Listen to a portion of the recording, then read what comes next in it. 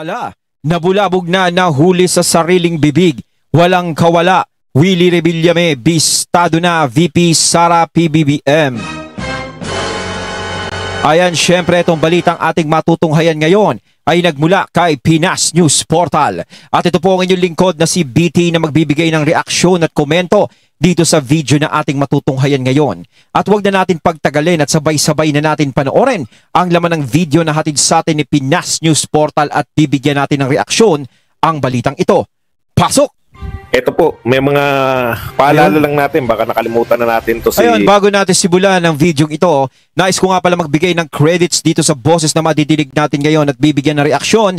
Walang iba kundi si Sir Badong Arateles. Ayan, syempre supportahan natin si Sir Badong Arateles. Pagpatuloy natin. Si Willie Rebillame, kung bakit hindi po karapat-dapat. Baka sabihin nyo naman tamang pikon lang tayo kay Willie Rebillame. Kayo na po maghusga. Bakit po natin tinatalakay ito si Willie Rebillame? Bagamat hindi po ito miyembro ng partido ni BBM, lagi pong pasok sa mga survey.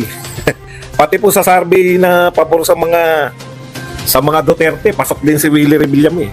Kaya para po hindi tayo malito, hindi po tayo malinlang nitong tao na to, pakinggan po natin.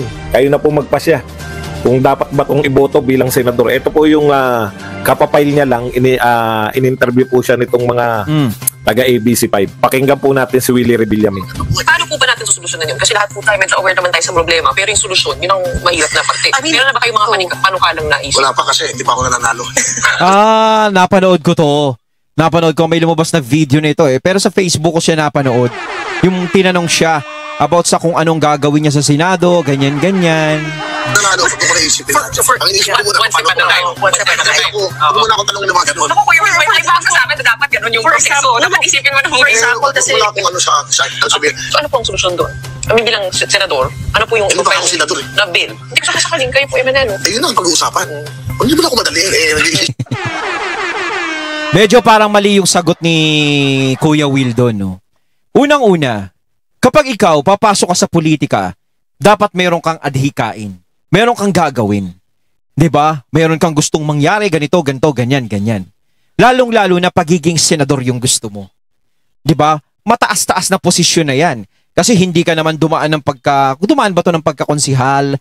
Dumaan ba kahit ng mga barangay captain, mayor, vice mayor? 'Di ba mas maganda kung sa baba ka muna magsisimula bago ka mag-senador? Kasi ito si Kuya Will, no? Ako naman, believe naman ako dito dati, no? Sa pagbigay niya ng tulong sa kanyang programa. Syempre, parang iniisip ko noon, programa yun 'Di ba? Para maraming sumuporta sa iyo, ganung mga pakulo yung gagawin mo. Tutulong ka sa tao. Pero kung natural na sa kanya yung pagtulong sa mga tao, is very good. Maganda yun. Pero ito kasing politika pagdating dito, iba to. 'Di ba? Kasi si Tatay Digong dati tinanggihan niya. Pinapatakbo siya ni Tatay Digong bilang senador, no? Sakahan ni Tatay Digong pero tinanggihan niya. Tapos sinasabi niya ngayon tatakbo siya, is hindi siya ini-endorso ng mga Duterte. 'Di ba? Bigla siyang nagkaganon. Kaya nga okay na okay dati yung pagpuri niya sa mga Duterte noon kay Tatay Digong. Tapos biglang nagbago yung lahat.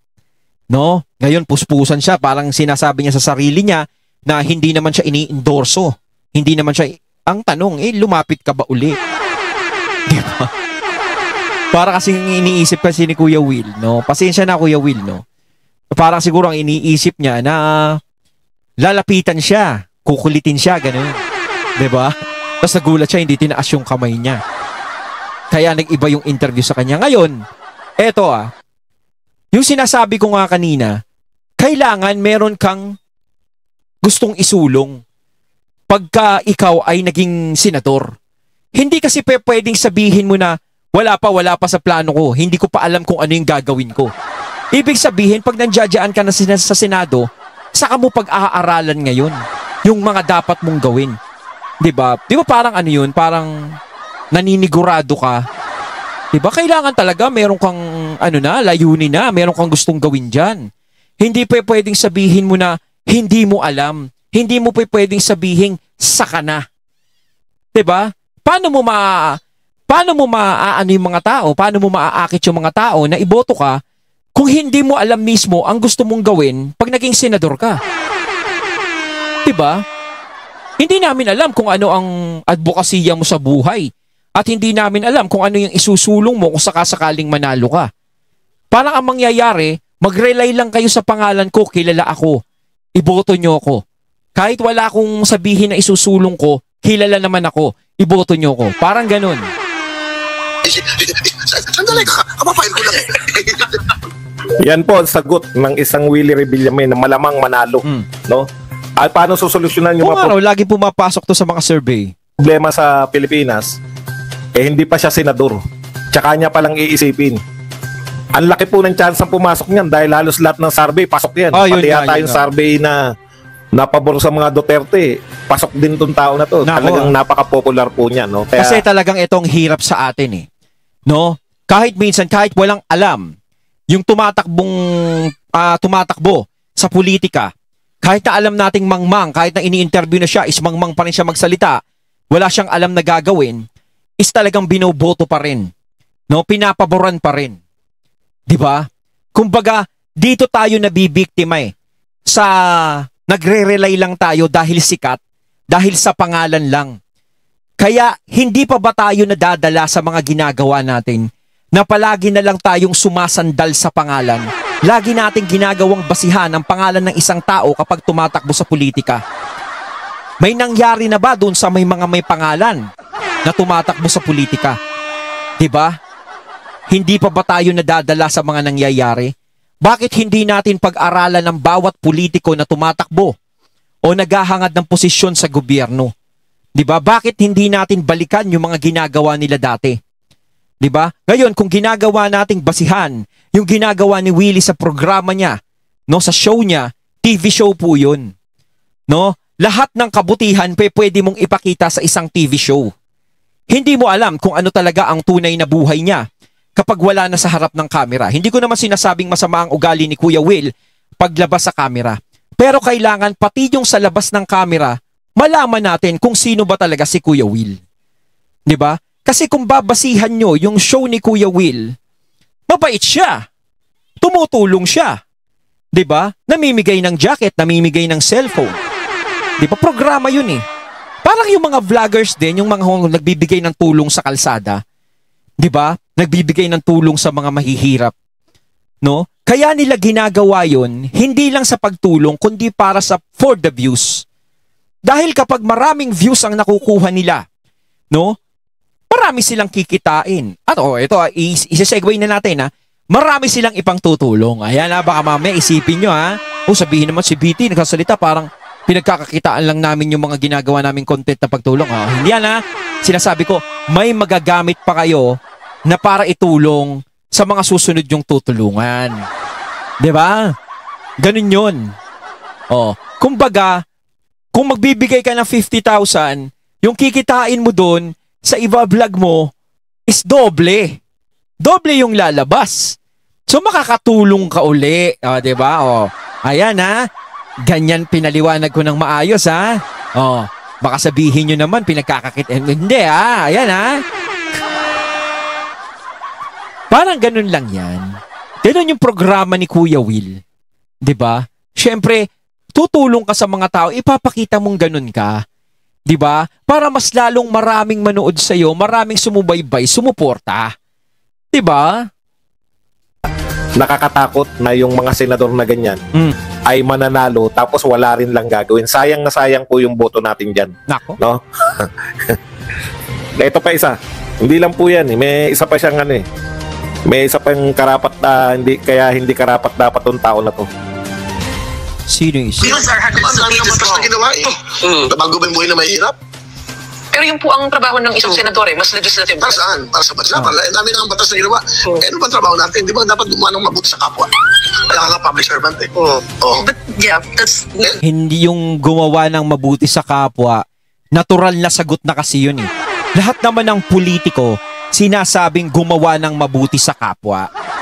Ang tinatanong kasi dito, ano yung advokasya mo na talaga? Di ba yung sayo talaga manggagaling? Yung ikaw talaga ang gagawa? At ano bang batas ang isusulong mo? Hindi mo kasi pwedeng sabihin na marami ng batas. Di ba senador ka eh?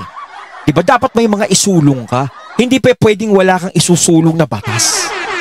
Di ba? Tama ba ako mali mga katunay? Kung mali ako, batukan niyo ako. Di ba? Hindi pa pwedeng parang wala kang alam sumagot. Di ba? Kailangan pag tumakbo kang politiko is 100% sure, no? Na meron ka talagang nalalaman kahit kakapiranggot. No? Kumbaga meron na tayong Manny Pacquiao, wag mo nang dagdagan. Di ba? Natagtagan pa ba natin yung problema? Eto si Manny Pacquiao, medyo natututututo na. Nag-aral kasi yan, di ba? Nung naging senador siya, siguro naalaman niya na yung mga maling ginagawa niya, yung mga maling pinagsasasabi niya ron, siguro na-realize niya, kaya nag-aral siya. Ako, idol ko naman yun dahil sa boxing. Ako si Kuya Will, idol ko dahil sa pagtulong sa programa niya. Pero hindi ko alam kung sino siya sa totoong buhay. Pero may napanood akong video ni Kuya Will, yung nagpapakuha sa kanya ng litrato yung mga tao, tapos may lalapit sa kanya, no, isang matanda at isang bata. Medyo, ano sila medyo, parang sa kalsada sila ata. O parang, biglang iniwasan ni Kuya Will. Basta panoorin niyo yun, mga katunay. Kalat na sa Facebook yun No? Biglang iniwasan ni Kuya Will. Tapos parang, abutan nyo na lang ng ganito yan. Kasi yung iba, inaakbayan niya Kaakbayan siya, nakikipag-akbayan siya, pero yun iniwasan niyang bigla, tinalikuran niya. No, hindi natin alam kung bakit niya tinalikuran, baka busy, pero parang papalapit sa kanya yung maglolo ba yan o mag-ama. The Senate's main role, legislative chamber siya. Kaya gagawa ka ng batas para sa mahirap. Kasi ang dami ng batas, ilang batas naman nagawa from the start ng mga senador. Hindi gagawa ba? Ano bang batas yan? Yun po ang sagot niya, no? Senador ang tinatakbuhan niya, pero pag tinanong siya kung anong batas, ang dami ng batas Bakit pa tayo gagawa ng batas? Kumbaga sa dami ng batas, wala na. Huwag na siyang gumawa. Parang gano'n. Diyos ko, kawawa po ang Pilipinas. Ako hindi ko pinapansin, akala ko matatalo. Nung una, hindi po pumapasok yan. Hindi po pumapasok sa mga survey. Ngayon po, pasok sa lahat. Pucha, kawawa naman tayo. Yan yung sinasabi natin Tapos eto, mananalo. Ni walang batas na naisip, galit pa Pag tinatanong mo, anong batas yung isusulong mo? Kahit sa mga kuronya no? Talagang lagi siyang galit kapag nakakagawa ng palpak. Ngayon, pinaliwanag yun kung bakit lagi siyang galit. Gusto niya kasi maging maayos yung programa. O, di ba? Pero napapansin natin, di ba? Malagi siyang gano'n. Kumbaga para si Kuya Will, parang professional. Alam mo, may professionalist. Di ba? Parang gano'n ba yun? Natin batas, hindi natin kailangan ng panibagong batas. Wala ka palang gagawin. Ang dami raw batas. Okay. Tignan po natin, no? Ang isa ko pa pong pinagtataka rito. Makikipag-away lang daw siya sa Senado. Natandaan ko rin yun Para maalala lang natin tong tao na to.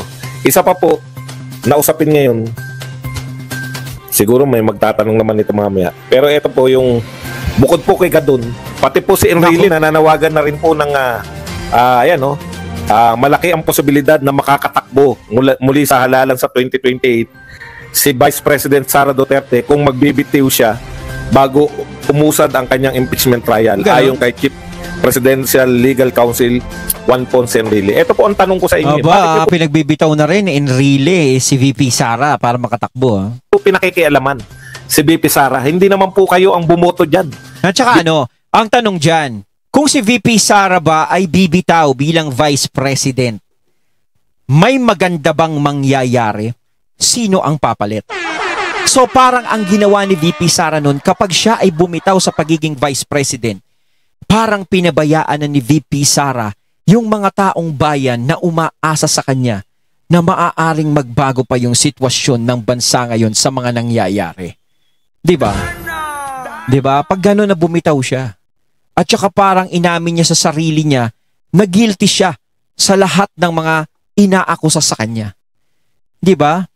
Siyempre, doon na lang tayo bumase. 'Di ba? Si VP Sara na lang yung inaasahan, no? Ng karamihan. Wala akong pakialam doon sa mga antay na nagko-comment kung hindi kayo umaasa kay VP Sara. Wala akong pakialam sa magiging comment nyo. 'Di ba? Ang pinag-uusapan ko rito, yung mga tao na umaasa pa sa kanya. No? Parang siyempre kapag siya ay nag-resign, 'di ba? Parang yung pag-asa natin, parang eto, kahit pa paano may vice president tayo na na balanse, no, na matinutino ang isip. 'Di ba? Na maaaring maging boses nating lahat. 'Di ba? Maaaring tumulong sa ating lahat. kapag si VP Sara na wala, sino papalit dyan? Eh di magiging malaya na lahat. No? Makagawa ng kung ano-anong hindi maganda. Okay lang sana kung papalit dyan, eh katulad din ni VP Sara na maayos.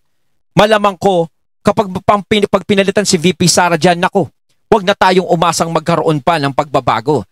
Di ba? At saka, si VP Sara sa 2028 pwedeng tumakbo uli. Ang tanong, kapag nasa posisyon na ba yung mga yan, di ba nasa posisyon yung mga yan, at si VP Sara ay tatakbo, siguradong makakatakbo ba siya? Eh baka sobra-sobrang pagharang yung gawin kay VP Sara nun para hindi makatakbo.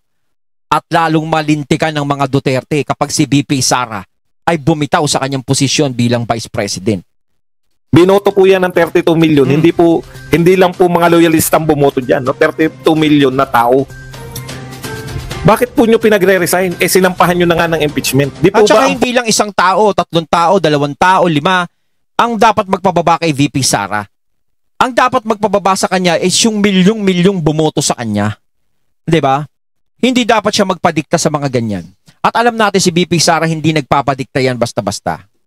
purpose ninyo ng pagsasampa ng impeachment ay para matanggal siya bilang Vice President? Gustong-gusto nyong tanggalin, kaya siya sinampahan ninyo ng impeachment. Pero ayaw nyong sumalang siya sa ipagtanggol ng kanyang sarili. Gusto nyong shortcutin. Madaling-madali kayo na maiupo yung gusto nyong Vice President. Walang iba kundi si Martin Romualdez. Hula ko lang. Bakit po kayo nagmamadali? Kulang kayo. Ito yung sinasabi natin, no? Kapag yan ang pumalit na Vice President, wala na. Wala na. Kawawa na tayo. No, pasensya na sa'yo, Tams. Pasensya na. Kasi sa mga naririnig ko sa'yo, mga nakikita ko, no? No, parang talagang almost negative lahat, no, ng mga nagiging feedback sa'yo. Kahit sabihin na nagbibigay ka ng mga tulong kung kani-kanino, nagbibigay ka ng ayuda, 'di ba? Hindi pa rin hindi pa rin nakakadagdag ng pogi points mo. Marami pa rin natatakot sa'yo na maupo ka sa mataas na posisyon sa gobyerno. 'Di ba? Hindi lang naman ako, nakikita ko lang din 'yun, napapakinggan natin. Pero ako nararamdaman ko. Para nararamdaman ko din kasi. 'Di ba? Okay, simula nung pumasok ka dyan, nagkagulo-gulo na eh. Simula na nagkaroon ka ng posisyon, ala na, yan na, gulo-gulo na. Yung unity, wala na, wasak na. Si BP Sara, si BBM, galit-galit na. Diba? Nagkagulo-gulo na. Ay, nako. Ang dami pong usapin, no? Bago nyo po madaliin. Ha? Sino shortcut nyo eh? Oh. Patunayan nyo muna sa korte. Okay, eto pa po isa. Naninindigan yung mga leader ng Kamara na hindi papayagan ng Office of Ombudsman bilang kasangkapan sa politika at ng pagganti ng mga kalyado ni dating President Rodrigo Duterte. Ito po yung nagsampa ng reklamong kriminal sa Ombudsman. Ito po sila Bebot Alvarez, si Attorney Jimmy Bundok at saka si ayaw ninyo na na binubueltahan kayo. Gusto nyo only demanda, only reklamo. May demanda ilan yung demanda nyo kay Tatay Digong? Ilan yung reklamo? Pati mga joke dinidemanda nyo. Oo nga naman, pati yung biro, 'di ba? Halos lahat siniseryoso nila eh. Parang nilalaro nga lang sila ng mga Duterte, 'di ba? Tapos sila siniseryoso nila lahat ng bitawan ng mga Duterte. Ang batayan yung sinampa nila Alvarez, nila Bundok at saka ni Topacio, walang batayan. Meron eh. 'Di ba? Blanco. Ang katumbas po ng Blanco ay 0. Tapos nagkaroon ng amount. Bakit po kayo takot? Talaga namang hindi po pwedeng one way lang. Kung kaya nyo pong magreklamo kung saan-saan, reklamo sa DOJ, reklamo. Ang dami nyo na pong pinaimbestigahan kay Tatay Digong, pati po yung pagjujoke niya. Gusto pa rin ipa-imbestigahan. Oo. Tapos ito, ayaw nyo kayong nadidemanda. Ang sinasabi ninyo mga baliw-baliw eh. Bakit? Bawal? Batas na po ngayon. Tapos na kayo sa korte nyo. No? Tapos na yung mga Duterte sa korte nyo. Sinampahan nyo na sa mga tunay na korte. Dapat doon na magharap-harap. 'Di ba? Kayo na, sampahan din kayo ng kaso. Alam nyo, yan yung kinatatakot siguro ni BBM, kaya gusto niya 12-0 eh. Alam nyo kung bakit? Pwede siyang buweltahan Pag nanalo po, ayaw ko lang sabihin eh. Ito po, imagine niyo sila pa nasa kapangyarihan ngayon. No? Speaker pa yan, mga congressman pa yan, mga sinampahan nila na reklamo. Si BBM, kino-question yung legalidad ng kanyang GAA. Magiging basis po yan. Halimbawa po, dineklara ng Supreme Court na illegal yung GAA, unconstitutional. Pwede pong maging basis balang araw yan ng impeachment proceedings. Oo, kasi kapag nanalo talaga yung yung kuwari, halimbawa, yung 12 senator ni PRRD, no, yung PDP, talagang malakas na talagang talaga, delikado si BBM. Kapag nagkaroon ng mga ganyan, kung sakaling sa kanya naman bumuelta yung ginagawa, yung nangyayari ngayon, di ba? Kung siya naman ang ma-impeach, di ba? Delikado na siya. Kaya talagang pinupush niya na manalo yung kanya. Di ba? Kung sakasakali na makapasok yung 12 niya. Pero tingin ko, baka may makapasok, no? Sinasabi nga ng iba, napakalakas daw nung 12 ni BBM. Sabi nila Pero ako nararamdaman ko, tahimik lang ang galaw ng 12 senador ng mga Duterte. No? 12 ba sila? O pagpalagay natin yung mga senador na lang ng mga Duterte, ng PDP. Tahimik lang sila. Hindi sila nag-iingay. No? Yung ibig ko sabihin nag-iingay, syempre kapag rally, nagsasalita sila. Ibig ko sabihin, hindi masyadong maingay yung mga survey na lumalabas sa kanila. Lagi ngang wala sila sa survey, yung iba, hindi natin nakikita. Mangilan-ngilan lang yung pumapasok, si Bongo, si Bato lang lagi nakikita natin. Si Kong Marcoleta nga, hindi lumalabas sa hula. Napaka-imposible nun. 'Di ba? Hindi kaya tahimik lang yung mga tao na sumusuporta sa mga Duterte at lalabas sa mismong eleksyon. 'Di ba? Ganyan naman ang survey. Akala natin nangungulelat yung mga 'di ba? Sa una lang naman talaga ang bida ay kawawa. Pero ang bida bandang huli bumabawi yan. Kaya hindi ako naniniwala sa mga survey. Kahit sabihin nating number 1 yung kay BBM, no? Kahit sabihin, hindi pa rin ako nakukontento ron. Kasi ang malaking question mark sa akin doon, si Kong Marcoleta hindi nakakapasok. Mas nakakapasok pa yung, di ba? Yung, huwag natin banggitin. Di ba?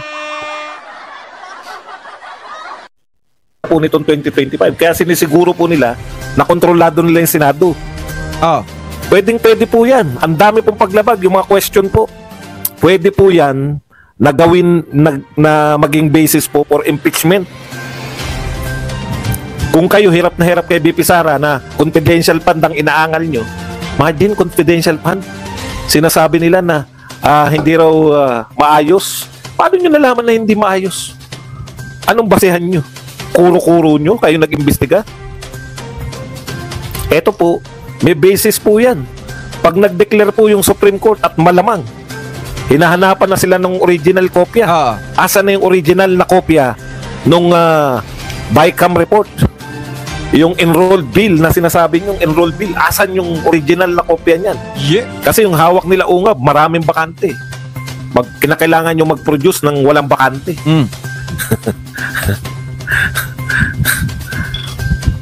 Pwede yan maging basis for impeachment. Ngayon, kaya sila trabaho ngayon. Ang dami po. Pukpukan sila ngayon. Yung question ng legalidad ng JA, question din po yan para impeach si BBM balang araw. Balang araw. Kaya po, ano po to importante po to Importante po itong laban na to ngayon, yung 2025 election.